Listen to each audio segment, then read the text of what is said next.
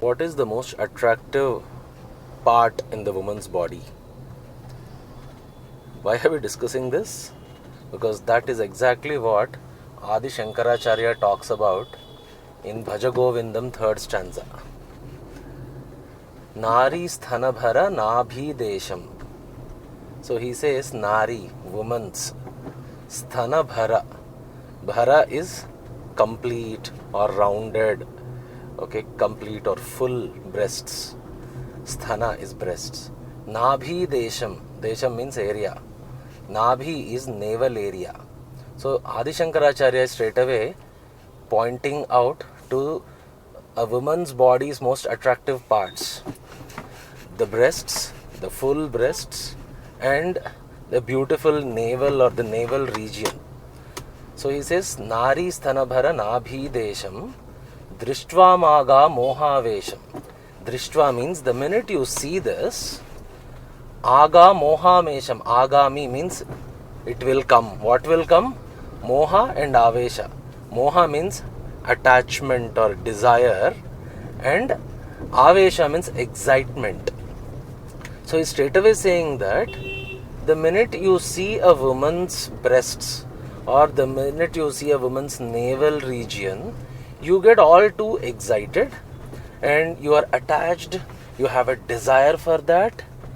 But what he says is, then the third line is, he says that all this is bullshit. You know why? He says that all what you see here is basically a deformity of the flesh. So he says there's nothing to get attracted to these things because they are just flesh. They are just flesh, blood, skin, bone. It's basically a bag of blood and pus and flesh. There's nothing attractive about it. So he says, Nari sthanabhara nabhi desham drishtva maga mohavesham. Okay, etan mamsavasadi vikaram. Mamsa means flesh. Etan, all of this is mamsavasadi vikaram. Vikaram is deformity. They are just deformities of flesh. They're just another form of flesh and pus and blood. So there's no great difference between that and the meat which you consume. Like whether you eat chicken or you eat mutton, lamb, the fish, what's the difference? It is just meat. Mamsa is meat, flesh. It's just meat. Okay, there's nothing to get greatly attracted about. So he's saying that don't lust. Because in the first stanza, Adi Shankaracharya has directly attacked the first obsession, knowledge. He says that don't get carried away with your knowledge. Don't start feeling you are very knowledgeable, because none of your knowledge is going to save you when the ordained time of death comes. In the second stanza, he straight away starts attacking wealth. He calls all people who are pursuing wealth to be ignorant, correct? And he says whatever you have had or will have, all that is a result of your karma. So just entertain your mind with whatever you have. Don't crave unnecessarily for anything. That was the second stanza. So in the first stanza, he directly targeted knowledge. In the second stanza, he directly targeted wealth.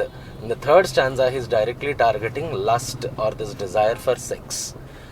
Obviously, this is more addressed to the men, because maybe Shankara felt women were not so lusty towards men, but men are very lustful towards women, correct? So he straight away says, what's the whole point?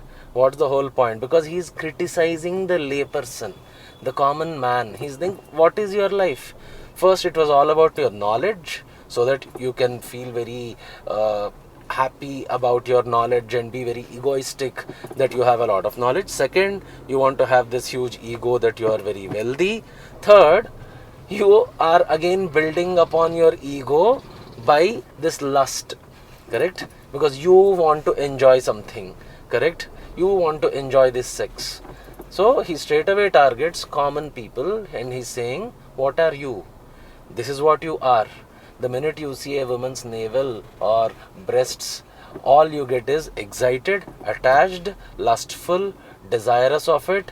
He says it's useless, because don't get carried away with these things. It's not worth it. Why? Because they are just deformities of flesh and bone and blood and pus and nerves. There is no difference between that and any dead meat. It is just deformities of flesh and meat. So, in the last line, he says, Manasi vichintya varam varam. Varam varam means again and again. Manasi vichintya means keep on reminding yourself this again and again. Why is he saying again and again? Because there may be a level of knowledge which you achieve after which you feel that, oh, I know everything, I don't have to achieve more. Similarly, there may be a level of wealth which you can achieve after which you might say that, oh, I'm very rich, nothing else is required. But lust is not like that, right? You are never satisfied. You need it again and again and again and again. It's not like, oh, I enjoyed sex once and yeah, I'm done with it. In my life, I'm done with it. I have fulfilled my desire. No, it's not like that. Like, think about an experience like sky jumping or bungee jumping.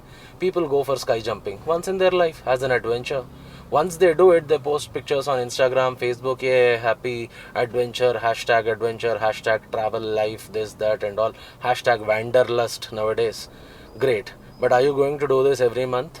Are you going to crave to jump off from a flying aeroplane every month? No. Because you have fulfilled your desire and that's done. But lust is not like that. You constantly crave for the opposite gender's body. So, Shankara is straight away saying, please keep reminding you again and again, because this is a trap which you will fall into again and again. Maybe the trap of knowledge and the trap of wealth are still okay, but lust is a major trap. But do you see how direct Adi Shankaracharya is? He is not ashamed. He is not thinking about social standards or, oh, if I talk like this, what will society think? I am a Mahagnani of my period. I am the epitome of the society. People look up to me. Can I talk like this? No. He will speak whatever is the truth. And the truth is that people are lusty.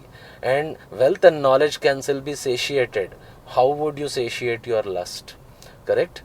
So, some people might say, oh no, but I am in a marriage, I don't cheat my wife, okay, I am in a loyal marriage, but does that mean you are not lusty? You still are lusty. That's why Adi Shankaracharya is not even talking very deeply about sex. He's straight away saying drishtva. The minute you see, you get excited. Correct? Why do you think this whole porn industry is running so well? In the US, it's become $1 billion of industry.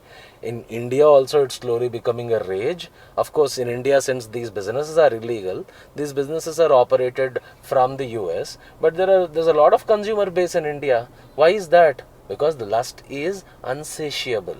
You can't do anything about it. So Shankara is saying, remind yourself again and again and again that whatever you are getting attracted to in a woman's body, and whatever, just by looking at it, you get excited and attached and lusty.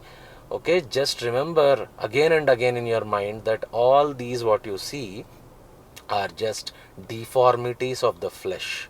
So there is no reason you should get carried away by this. Then what should I focus on? So Shankara has discredited knowledge in the first stanza, wealth in the second stanza, and lust in the third stanza. So what then? So Shankara is basically, with all this examples, he is going deeper and deeper into knowing oneself. He is guiding us to then, if not wealth, if not lust, if not money, if not knowledge, then what should I strive for?